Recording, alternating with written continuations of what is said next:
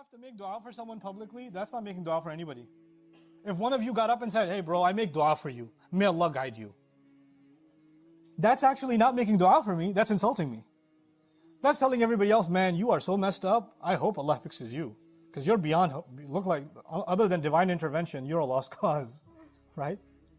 That's not how you correct someone. If this is sincerely correcting, then the way we do that is the same way you would correct your son, or your daughter, or your friend, or your neighbor. You wouldn't do it publicly. You wouldn't do it in front of others. You wouldn't do it in a way that embarrasses someone. You wouldn't do it in a way that's dismissive of someone. And you know what tafarruq does? Oh, I know this group. I know what they're about. Really, you know every single member of this group. And you know that all of them think exactly the same way. And your criticism of one of them is the same as the criticism of all of them. Tell me, are people always thinking the same way, or each individual is different? Aren't they different? But you know what tafarruq does? It lets you make sweeping judgments about an entire group with one statement, I know what they're about. And in your mind, that's the other fun thing. People call these groups and these names, and a lot of times the people you're calling that name, they don't even identify with that name. They're like, you made me a member of this club, I never even heard of it. You signed me up for it on your own, you know? Allah says, بَغْيًا بَيْنَهُمْ. And Allah considers this a crime. Because we are here to serve the word of Allah. We are not here to serve loyalty to our group. We're not here for that. And so He says, وَلَوْلَا كَلِمَةٌ سَبَقَتْ مِنْ رَبِّكَ إِلَىٰ أَجَلٍ مُسَمَّى لَقُضِيَ بَيْنَهُمْ.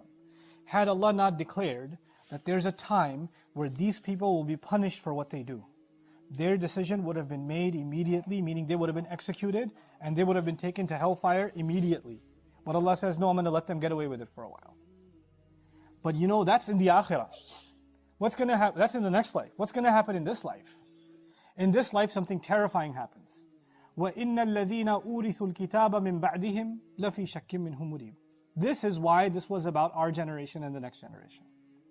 Allah says, when the first generation, the earlier generation, is obsessed with these kinds of disagreements, they're obsessed with these kinds of arguments, this is what they do. Then you know what happens in the next generation? In the next generation, you have they come up and they say, man, my elders and these elders in the masjid and these elders in these guys that give talks, all they do is hate each other. All they do is fight each other. All they do is talk about this one's going to hell, this one's going to hell, this one's going to hell. I don't even know which one's right anymore. What should I do? Who should I follow? Because this one says this one's wrong, this one says this one's wrong.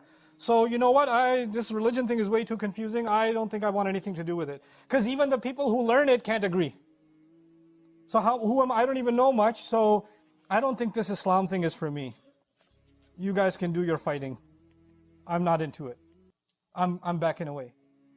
The next generation comes along and actually distances itself from the religion and thinks, if the religion was such a uniting force, if this was a truth that everybody can come under its shade, then how come the people that are more knowledgeable are the ones that fight the most?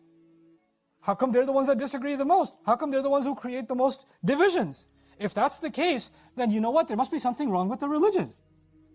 And so the ayah says that those who inherited the book after them are in doubt about it. They are in doubt. The next generation starts doubting the deen itself. That's the punishment of Allah for the people who create these kinds of factions and disagreements.